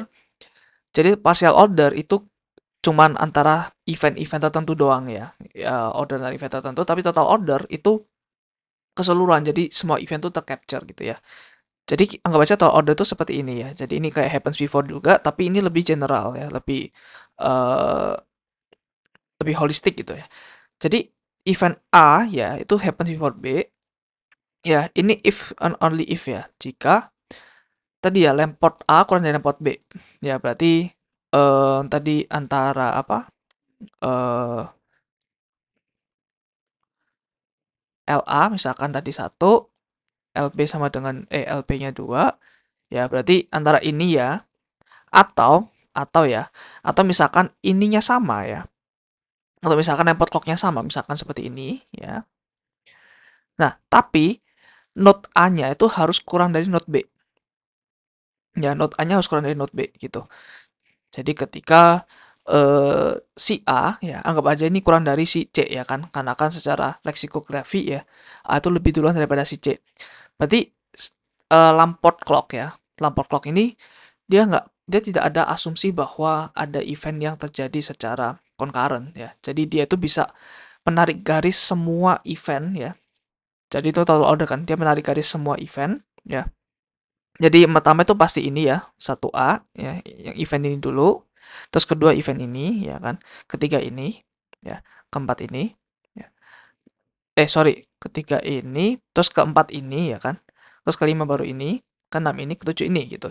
Ya, jadi kalau lampat clock-nya sama ya, dia itu yang dianggap ya, assuming bahwa node yang lebih kecil namanya itu yang duluan gitu ya. Nah, makanya di sini ada kelemahan ya. Jadi kelebihannya dulu ya, kelebihannya berarti kita bisa menarik garis semua event ya. Kita bisa asumsikan semua event itu terjadi berurutan. Tapi kelemahannya ya pastinya ada event yang jadi secara concurrent dong, jadi bersamaan. Contohnya A sama C ini. Jadi Lamport clock ini nggak bisa mengcapture adanya concurrency gitu ya. Nah, makanya di sini kita akan bahas berikutnya tentang vector clock ya. Seperti itu. Um, nah, ini gue akan bahas dulu ya tentang suatu hal yang penting juga ya tentang semuanya ini ya, tentang Lamport clock, vector clock dan sebagainya. Ini perbedaan antara receiving ya dan delivering. Nah, jadi kita bisa loh, ini kan ada dua mesin ya.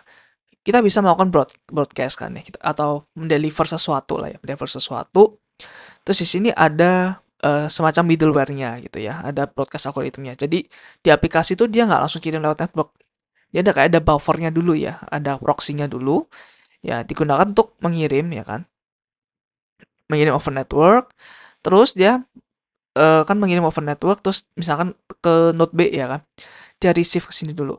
Nah ini ditahan di sini dulu teman-teman ya, ditahan di sini dulu, baru kalau misalkan dikira udah waktunya untuk mengirimkan ke aplikasi, dia baru deliver ya. Ini adalah konsep yang kalian harus tahu dulu, bahwa ada buffernya dulu teman-teman. Ya terutama saat receiving ya, saat menerima ini terutama ya, ini message-nya nggak langsung dikasih ke aplikasi, bisa aja di hold dulu ya. Karena bisa aja kayak gini, ya bisa aja kondisinya kayak gini. Jadi ketika ini masuk duluan, nah ini sama si C, dia itu nggak diproses dulu. Dia menunggu ininya terjadi dulu ya kan. Karena secara lamport clock ini pasti lebih kecil kan, secara logical clock lebih kecil. Jadi ini dulu yang akan diproses nanti ya sama si C, baru si ini gitu ya. Makanya di sini ada buffernya gitu. Oke, itu aja sih untuk yang ini. Nah, ini adalah algoritmanya tadi ya, harusnya udah jelas sih. Jadi pas initialization untuk semua node ya, each node tuh punya local variable T, T-nya 0, dibuat 0 semua. Terus untuk setiap event yang terjadi at local node ya, dia increment T-nya ya kan. Untuk setiap event dia increment T, increment T, increment T gitu ya. Kemudian untuk request untuk mengirim message M ya, dia tambahin dulu nih ya, increment dulu T-nya 1 karena dianggap satu event kan, satu event untuk merequest. Terus dia baru mengirim waktunya, timestamp-nya sama message-nya lewat network link-nya ya. Ini anggap aja reliable lah ya, nggak perlu pusingin kalau unreliable gimana. Terus ketika dia nge-receive T accent M ya, eh berarti dia itu ngambil maksimumnya ya antara T sama T aksen terus tambahin satu ya.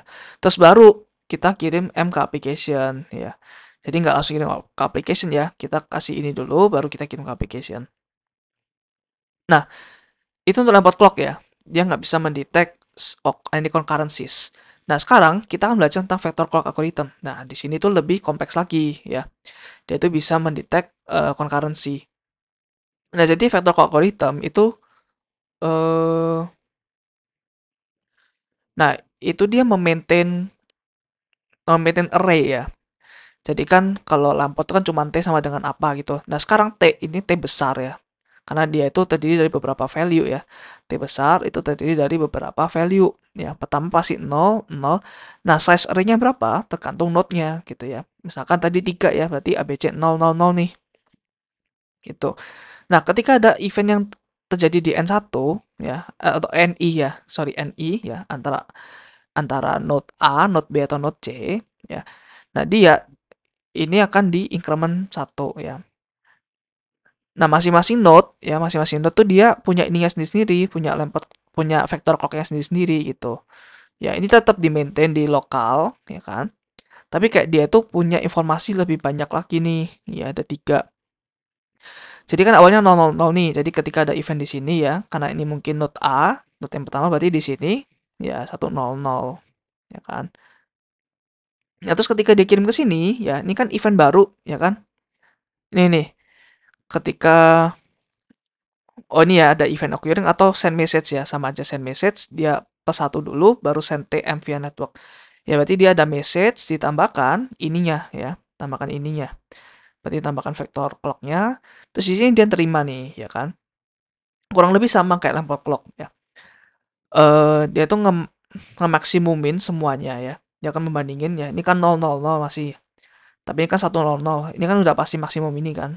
Ya berarti kita ambil yang 100, harus kita tambahin ini ya, TI plus 1. Berarti di sini kita tambahkan yang tengah ya, jadi 110 di sini. Gitu guys ya.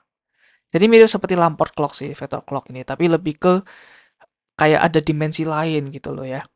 Tapi sama aja, ini bukan global ya. Ingat, ini bukan global variabel yang bisa diakses semua node ya kan?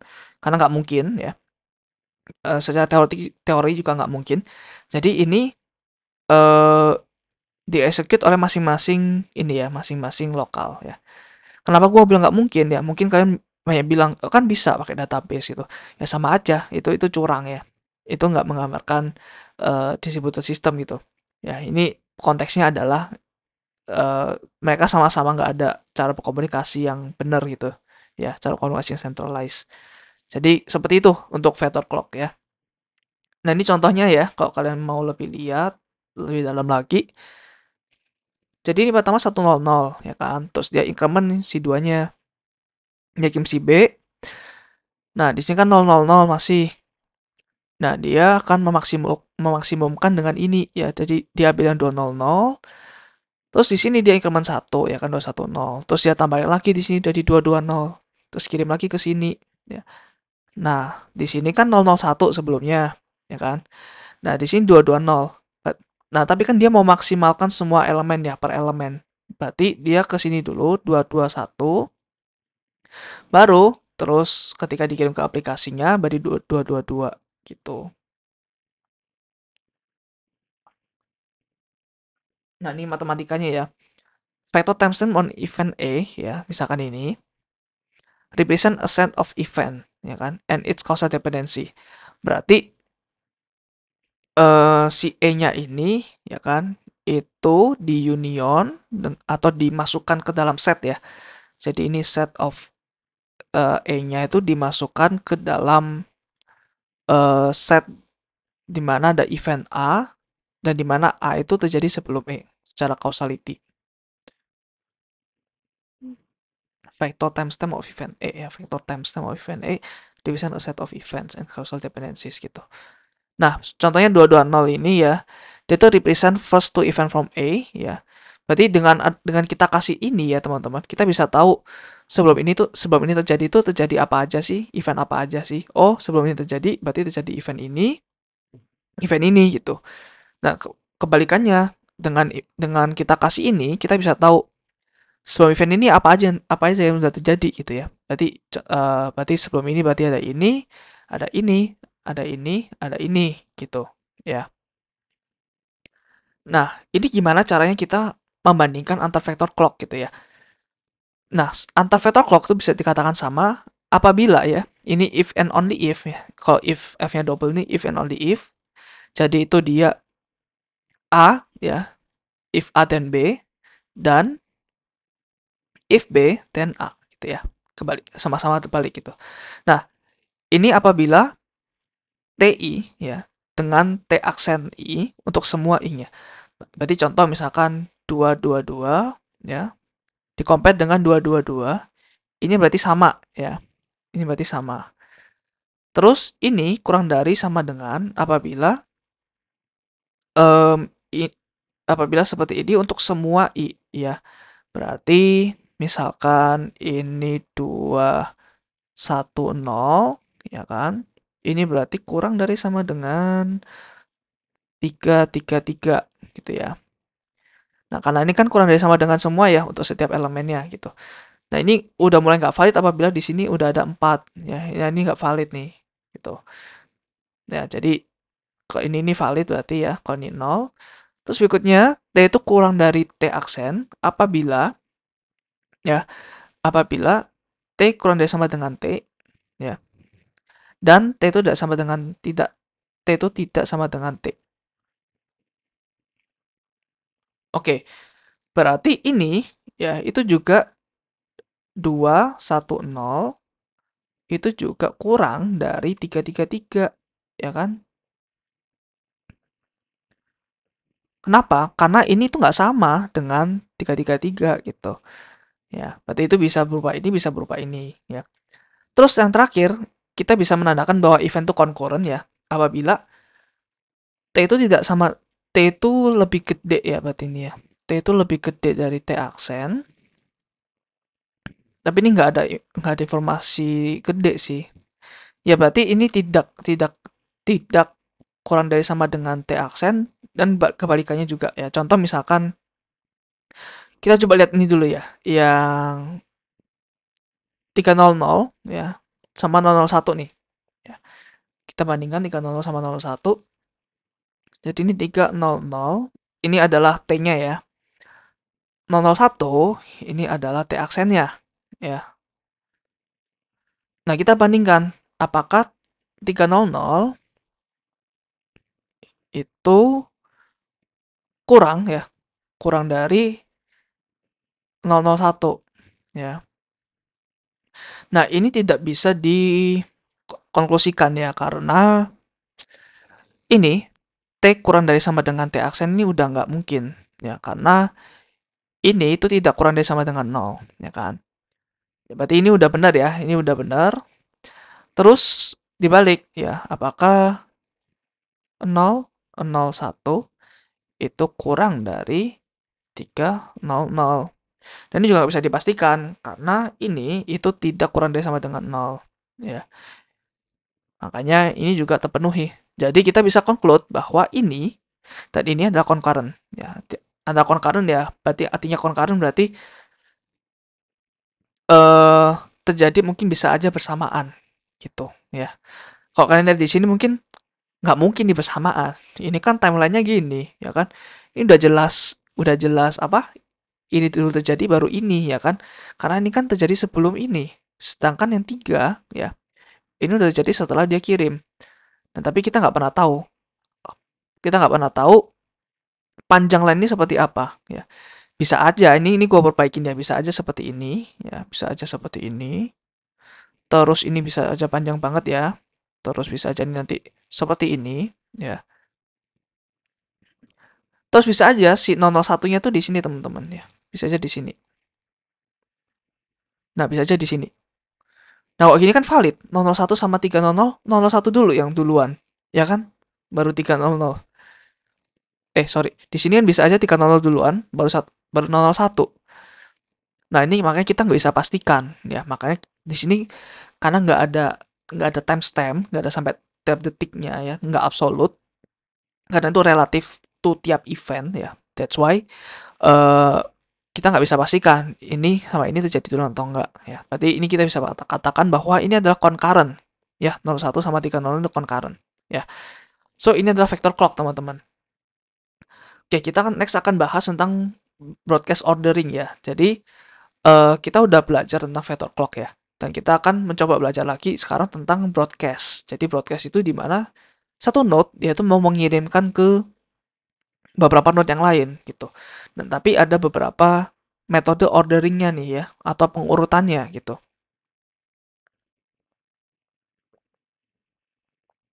Nah, yang pertama ada namanya Vivo Broadcast ya.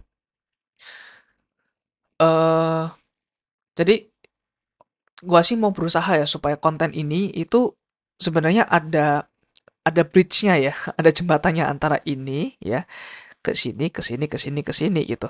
Nah, tapi sulit sih teman-teman untuk menemukan jembatan ini karena di YouTube-nya si Martin Klepan pun kok nggak sejelas itu ya jembatannya ya. Jadi kan kita udah pernah belajar tentang problem ini ya, ya kan?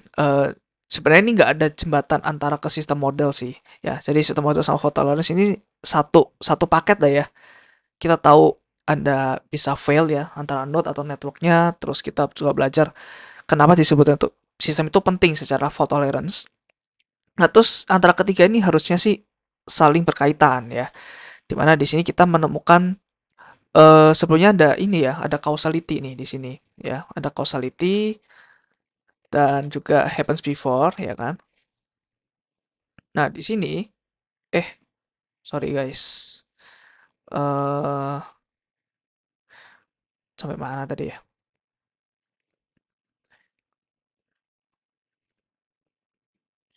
Nah, di sini eh keempat ini saling terkaitan gitu ya. Kita pernah belajar causality dan hyper before berarti apa apa aja komponen yang bisa dikatakan bahwa A itu jadi sebelum B gitu ya. Terus ini gimana cara kita mengcapture-nya gitu. Dan di sini itu gimana caranya kita algoritma apa sih yang bisa membuat apa ya, membuat semua orang itu misalkan satu broadcast ya, broadcast beberapa message, gimana caranya itu supaya causality itu tetap terjaga gitu. Jadi misalkan kalau message A dulu terus baru B, gimana orang lain tuh juga atau node lain tuh menerima A dulu baru B. Ya, intinya gitu ya, broadcast ordering itu. Jadi ini dari yang theoretical jadi coba kita lebih paham ke technicalnya dan gimana itu ya, technicality-nya.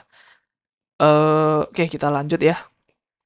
Ke tadi broadcast ordering. Pertama Vivo broadcast ya. Vivo kan first in first out. Jadi definisinya adalah message yang dikirim oleh same node ya, node yang sama itu harus di delivered in the order where they send gitu.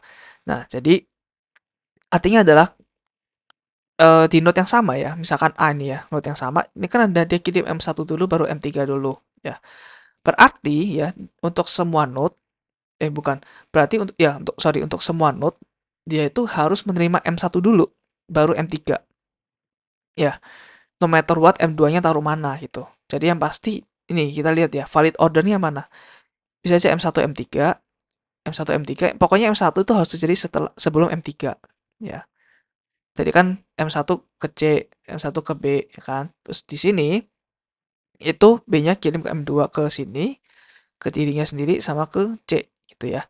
Terus di sini ya dikirim ke C sama kirim ke B. Nah, di sini si A ini kan baru si A berarti urutannya M1, M2, M3 ya kan. Si B juga sama, M1, M2, M3. Si C, oh kebetulan sama ini M1, M2, M3 gitu ya. Tapi bisa aja loh valid ordernya itu M2, terus M1 baru M3. Contohnya misalkan eh misalkan ini tuh agak lama lah ya. Misalkan ini tuh nanti ke sini gitu. Nah, ini bisa nih. Ini misalkan gagal. Nah, ini valid ya, Vivo broadcastnya valid algoritmanya gitu. Jadi ini bisa aja dia dapat M2 dulu, baru M1, baru M3 itu bisa ya. Atau bisa aja tadi ya M1, M3, M2. Ya contohnya nah ini misalkan dia ke dirinya sendiri tuh lama gitu ya sampai bawah sini. Nah itu bisa M1, M3, M2. Nah mungkin kalian bingung, kenapa sih node ini dia kirim ke dirinya sendiri? ya. Kenapa dia nggak langsung ambil aja gitu ya. Nah, itu pertanyaan bagus teman-teman. Ya karena terkait ordering tadi ya, terkait buffer tadi yang di sini ya, kita nggak bisa mengirim langsung ke diri kita sendiri sebelum causality-nya udah terpenuhi gitu ya. Jadi itu untuk memaintain aja sih, untuk eh memaintain causality-nya gitu. Jadi bisa aja loh node A dia tuh kirim itu ke node A lagi, bukan node B gitu. Tapi tetap harus melalui semacam network lah ya. Kan localhost juga termasuk network sebenarnya gitu. Nah, seperti itu teman-teman ya. Jadi gunanya itu supaya causality-nya terjaga gitu. Ada happens before-nya. Terus berikutnya ada causal broadcast. Jadi itu causally related messages must be delivered in casual order. Nah, tapi yang concurrent itu bisa di-deliver kapanpun ya. Nah, contohnya seperti ini. Contohnya misalkan M1 jadi dulu sebelum M2 ya. Nah, ini kita asumsikan bahwa M1 itu benar-benar causality-nya sama M2 ya. Tapi kalau Vivo Broadcast ini belum tentu loh, bisa aja M2-nya itu di sini. Ya. Nah, ini tuh nggak ada causality-nya gitu. Kita nggak tahu yang mana yang duluan. Tapi kok di sini dapat dipastikan ya dengan vector clock atau Lamport clock bahwa M2 itu ya terjadi setelah M1 ya. Nah, ini namanya causal broadcast. Ada algoritmanya sendiri ya. Jadi ini algoritma yang berbeda ya. Ini algoritma yang berbeda. Ini bukan kondisi ya. Ini adalah algoritma yang berbeda gitu. Kalau Vivo Broadcast itu bisa aja sih sebenarnya M2-nya kan lebih duluan ya secara Lamport clock itu sorry, lebih later secara Lamport clock lebih later dari M1, tapi message-nya bisa bisa aja kayak gini gitu.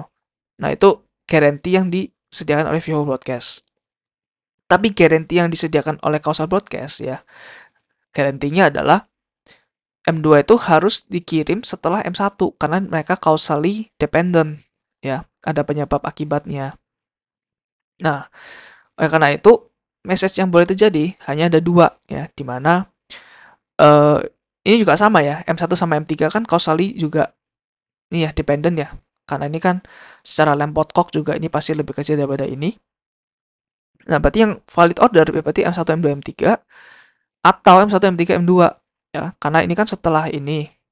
Terus M1 kan juga setelah sebelum M2 ya. Berarti ini juga valid, ini juga valid. Ya. Karena kita nggak tahu M2 sama M3 yang duluan yang mana gitu. Nah, ini lebih kuat ya secara secara ordering itu lebih bagus dibandingkan Vivo Broadcast, lebih terjaga.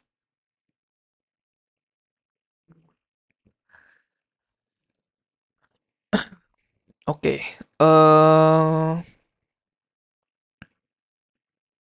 seperti ini ya, podcast M1 itu lebih dulu dari podcast M2, podcast M1 lebih dulu dari podcast M3.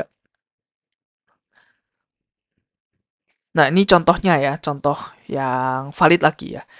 Jadi kan tadi ya, M1, M2, M3, ini berarti M1, M1, yang B ini ya, M1, M2, M3 ya kan, 1, 2, 3. Yang A ini 1, 3, 2 teman-teman, ya, 1, 3, 2. Tapi tetap valid, gitu. Yang C 1, 2, 3. Ya, ini juga bisa nih, total order podcast yang lain. Contoh seperti ini, gitu ya. Jadi si A itu 1, 3, 2. Si B itu berarti sama nih 1, 3, 2 juga. Sorry, sorry, sorry. Eh, gua acak-acak ya otak gue. So ini tadi ya causal broadcast ya, causal broadcast seperti ini. Kita akan bahas tentang total order broadcast sekarang ya.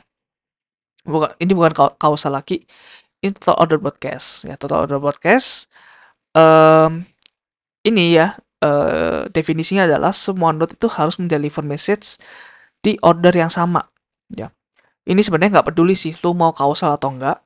Pokoknya setiap node ini ya itu harus sama semuanya ya. Jadi bebas sebenarnya mau lu M1, M2, M3 ya atau M2, M3, M1 ya. Secara definisi sih gitu, secara agreementnya gitu. Yang pasti semua node itu harus sama gitu ya. Kalau ini kan beda-beda nih ya kan. Kalau A kan tadi kan 1, 3, 2 ya kan. Yang B kan 1, 2, 3 di sini. Yang C kan juga 1, 2, 3 gitu ya. Nah, kalau di sini itu semuanya harus sama gitu. M1, M3, M2. Ini 1, 3, 2 ya. Kalau yang B itu ya harus ini, harus 1, 3, 2 juga gitu, 1, 3, 2 ya, 1 terus 3 terus 2. Yang C-nya juga sama ya, ini 1, ini 3, ini 2 gitu. Nah, inilah kenapa tadi ya, yang ke dirinya sendiri itu bisa aja lebih gede di sini ya. Karena ini harus nunggu semuanya kelar ya, baru ininya bisa kekirim ya. Nah, Kak, karena sih karena kan di sini apa ya? Di sini kan M1 kekirim dulu ya, oke. Terus M2-nya kan dikirim dulu. Tapi somehow mungkin si B ini itu jauh sendiri secara geografi. Jadi dia kirim ke A-nya itu lama, kirim ke C-nya juga lama. Tapi ternyata si A itu udah kirim M3 duluan nih ke si node A, terus ke si node C juga, terus ke si node B juga. Nah, dengan ini berarti si node B ini harus mendelay M2-nya ya. Dia tuh harus nunggu supaya M3-nya datang dulu baru dia bisa kirim ke aplikasi. Ya, kira-kira gitu ya total order broadcast. Ya, jadi gue ulang ya, Vivo itu berarti di node yang sama ya, kalau ada causality ya, eh, harus dikirim dengan order di mana dia dikirim ya. Jadi kalau local execution ordernya ini dulu, baru ini ya berarti di node lain ini M1-nya harus diterima dulu baru M3 gitu ya. Kalau causal kasual. Jadi harus harus ini ya, harus dibedakan ya kausal sama kasual. Kasual itu santai ya, kausal itu ada happens before-nya. Jadi kalau kausal any dependency ya, any causal dependency dia itu harus dikirim sesuai dengan causal dependensinya atau setiap node. Tapi kalau total order broadcast ya bebas, tapi yang penting semua node tuh harus sama ya secara uh, guarantee itu ya. Ya ini sama ini lebih kuat mana? Sebenarnya nggak bisa guarantee juga ya. Karena total order broadcast nggak bisa guarantee dia causal broadcast gitu ya. Jadi ini nggak bisa dibandingkan. Ini tuh hanya untuk konsensus ya. Jadi satu salah, salah semua. Satu benar, benar semua gitu ya. So ini broadcast algorithm ya.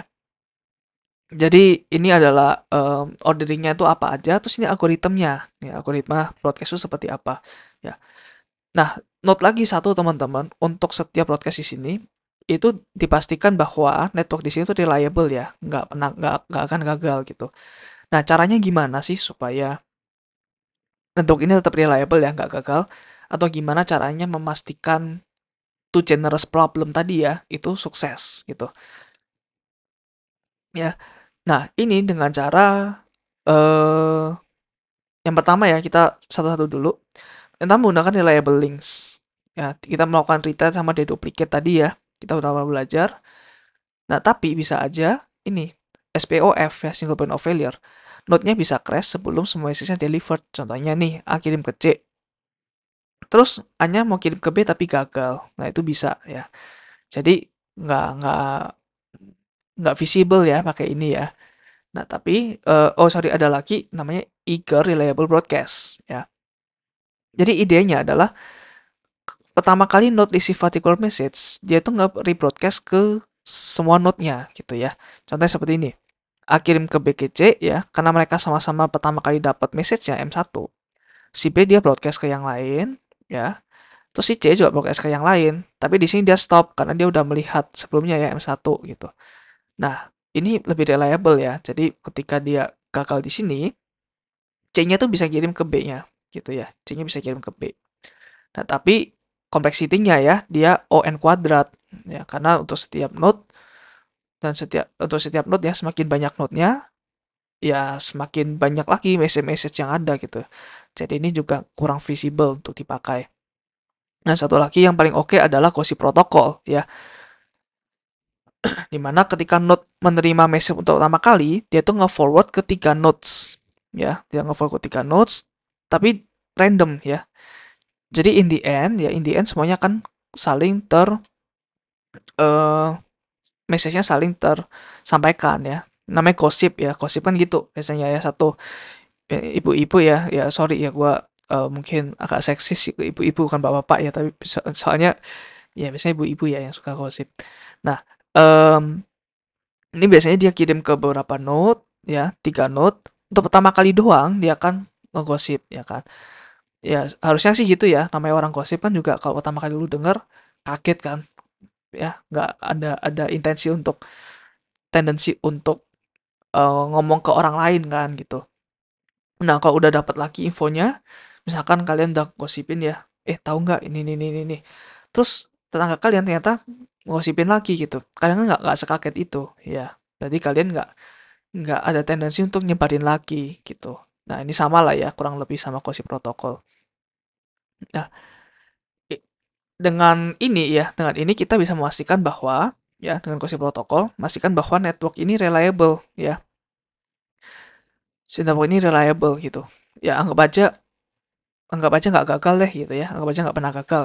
Nah sekarang is a matter of urutannya. Jadi itu general problem udah tersolve ya, tapi tergantung urutannya nih, urutan message-nya gimana gitu ya.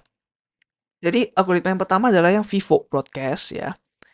Itu tadi ya terkait yang satu node itu dengan local execution yang sama itu harus mengirimkan eh, message yang ini juga ya causally dependent juga ke node yang lain. Dan contohnya seperti ini. Ketika initialization, jadi dia tuh setiap node tuh punya send sequence ya, ini kayak lamportnya lah ya. Terus ini deliver juga, ini kayak vector clock. Jadi kita gabung ya antara lamport sama vector ini. Terus ada buffer ya. Jadi buffer itu terkait itu tadi ya yang gua bilang di sini ya, buffer. Jadi setiap node ya saat pertama kali dinyalakan ya node-nya, dia nge-initialize ini 0 dulu, delivered-nya semuanya 0 ya. Terus buffernya kosong ya. Ini set ya. Setnya kosong. Terus ketika kita mau request broadcast M di node NI gitu ya. Ini coba gua gambar dulu ya. Jadi A terus B terus C gitu. Ya. Jadi ini kan ada A ya, terus ada B, ada C kan. Terus ya kan ini ke dirinya sendiri ya, terus ke si B, terus ke si C. Terus ya ke dirinya sendiri, terus ke A, dia ke C. Terus ya ke dirinya sendiri, dia ke B, dia ke C. Ya, nggak baca gini ya. Jadi masing-masing dia punya send sequence 0, deliverednya 0 semua nih tergantung jumlah node ya. Berarti. Nah, ketika dia mau nge-broadcast M di misalkan di A ya atau node 1 lah ya, node 1, node 2, node 3. Nah, dia ngirim eh sendernya ya. Oh, gua sender satu loh, gua sender satu, terus sender sequence ya 0, terus message-nya ya, berarti dia kirim satu, message satu, 0 ya, terus ini message satunya ya kan. Nah, ini juga sama ya, eh ini satu, ini 0, terus message satu ya.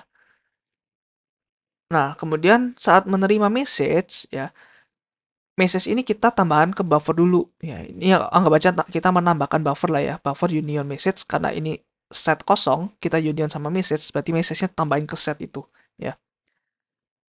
Nah, jadi di sini di buffer ya, ini ada buffernya ya. Sebelum kirim ke aplikasi ada buffernya. Jadi dia itu ke sini dulu nih, taruh di buffer dulu sebelum kirim ke aplikasi ya. Terus dia lihat nih, apabila ada sender ya sama M, jadi apabila ada satu sama message M1 ya, di mana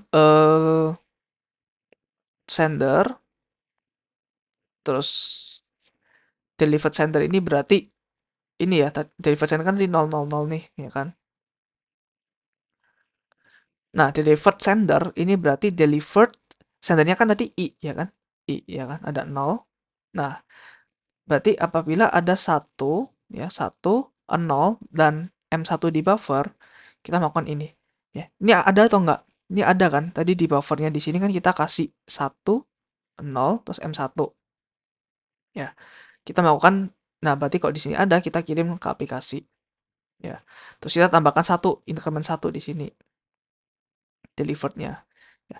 Jadi untuk vector clock ini cuma ditambahkan ketika ya, ketika dia menerima something doang gitu. Gitu ya teman-teman ya. Jadi send sequence ini dinaikkan ketika dia nge-send sesuatu, mengirim sesuatu, tapi untuk menerima ya dia pakai yang delivered ini, pakai array ini untuk menambahkan. Ya. Nanti kalian cek sendiri ya pakai Vivo Broadcast Algorithm apakah sesuai atau enggak gitu. Oke, next kita akan bahas tentang causal broadcast ya. Ini agak rumit sedikit ya. Oke, causal broadcast algorithm ya. Awalnya sama nih. Initialisasinya sama, tapi yang beda ini ya ketika kita mau broadcast message M di node NI ya. Kita taruh ini dulu nih deliverednya ya, kita taruh ke dependencies ya. BTW ini gue nggak menjelaskan kebenaran ya. Kenapa code ini benar ya. Algoritma ini benar karena agak kompleks sih sebenarnya ya. Gue juga baru belajar ini. Mungkin kalian bisa praktekkan sendiri dan cari di source lain ya. Kenapa algoritma ini bisa benar gitu. Nah, kemudian untuk dependensi yang I ya, dependensi yang di node sekarang ya, kita kasih send sequence gitu. Nah, kemudian kita kirim I ya, terus kita kirim ininya, kita kirim array. Kita mau nggak kirim uh, lem lempar clock lagi yang satu kayak gini ya, kita kirim array sama message-nya. Terus send sequence-nya kita increment. Nah, ketika send message tuh dia sama ya, dia taruh di buffer. Terus ini apabila ada ini ya, tadi ada sender, dependensi sama M yang ada di buffer tadi ya. Di mana ya yang ini dependensinya ini kurang dari sama dengan vektor delivered ya, vektor delivered dari node ini gitu. Nah, ini gue bisa berasumsi, bukan berasumsi ya, hipotesis gue bahwa dependensi ini ya gunanya untuk ini sih, untuk nge-hold ya, nge-hold aja supaya kalau ada yang masuk duluan sebelum misalkan ada A, B ini ya, misalkan B-nya masuk duluan, ya, dia itu nggak mungkin depth-nya kurang dari sama dengan delivered ya, dia pasti pasti ini gagal gitu. Kecuali A-nya setelah itu datang, ya, A-nya kan baru benar nih, dash underscore delivered. Jadi dia kirim ke aplikasinya gitu ya. Tapi kita lihat di sini tuh while bukan if ya, dan dia akan cari lagi ada nggak. Nah, ketika ini ada ya, ketika udah dikirim ke aplikasi, berikutnya ini akan dikirim lagi ke aplikasi. Jadi di POV aplikasinya dia tuh A dulu yang masuk, baru B-nya. Ya, makanya kita pakai while di sini ya. Oke, kita lanjut ya. Ketika kita ada seperti ini, kita langsung kirim aja M ke aplikasi. Terus kita hapus ya, kita hapus ini di buffer kita gitu. Kalau ini kita nggak perlu hapus nggak apa-apa sih sebenarnya ya. Tapi kalau mau hapus juga nggak, it's okay gitu. Ya, ini artinya dihapus ya, slash ini backslash dihapus. Terus ini delivered sendernya baru di increment satu ya. Terus ketika ini lagi ya, ketika apa? Ketika di while-nya datang lagi ya, dia akan ngedetect B-nya. Oh, B-nya tadi bakal kirim nih gitu ya. Sekarang baru dikirim. Ya. Jadi mungkin kalian bisa gambar-gambar sendiri ya di kertas ya, membuktikan bahwa algoritma ini benar gitu. So, di sini ada lagi yang total order broadcast ya. Nah, jadi ini sih paling gampang ya. Sebenarnya ada lagi ya, satu pakai Lamport clock, tapi menurut gue itu lumayan complicated. Jadi total order broadcast itu kita bisa pakai algoritma ini. Ya, single leader approach di mana ada satu node aja ya didesain as leader gitu. Jadi tadi kan ada beberapa node ya. Tadi kan ada juga pokoknya semua message kan ada originalnya bisa di sini ya kan. Bisa di sini. Tapi kita pilih ya salah satu dari tiga node ini jadi satu leader ya. Contoh satu yang jadi leader ya. Jadi semua message itu harus memulai dari node ini. Terus kita bikin aja Vivo broadcastnya gitu ya. Jadi untuk membroadcast message kita kirim ke leader dulu ya. Misalkan ada klien yang nulis kedua ya, ada message seperti ini. Dia pokoknya dia kirim ke leader dulu ya, sampai leader dia baru kirimin ke semuanya, ke broadcast semuanya gitu. Ya. Nah, masalahnya adalah ketika leadernya crash. Ya, ketika leadernya crash ya udah tidak ada message yang di-delivered ya. Nah, gimana caranya sih ya?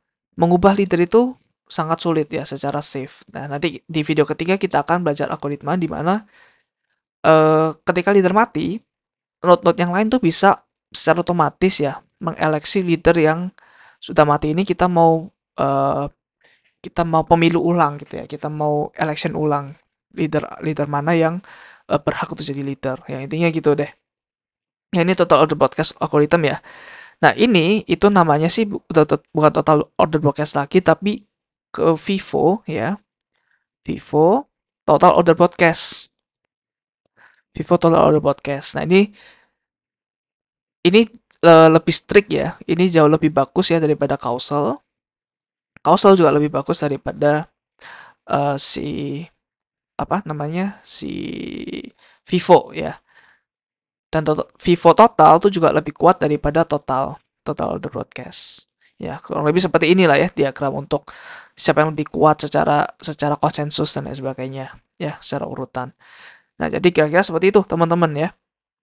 Untuk total order broadcast kita pakai single leader aja gitu ya. Jadi semuanya ditaruh di satu satu node aja, satu node yang memulai dari broadcast-broadcast yang lain ya. So, itu aja teman-teman untuk video kali ini. Udah sangat panjang banget ya, banget banget banget dan sangat padat ya materinya ya. Harusnya daging semua dan ya sorry ya kalau gua nggak terlalu detail apalagi di causal broadcast algorithm karena ya keterbatasan waktu dan eh kayaknya nggak terlalu apalagi ya nggak terlalu eh dibutuhkan sampai sedalam itu ya kalau kalian mau eh menjadi seorang software engineer yang mungkin bukan computer scientist saya cuman just a mere software engineer yang mungkin lumayan oke ya. So, itu aja teman-teman untuk video kali ini. Ya, thank you udah nonton sampai akhir. Kalau kalian merasa terbantu, bisa melakukan donasi di link Sawery yang ada di kolom description di bawah. Thank you guys, see you di next video ya. Bye.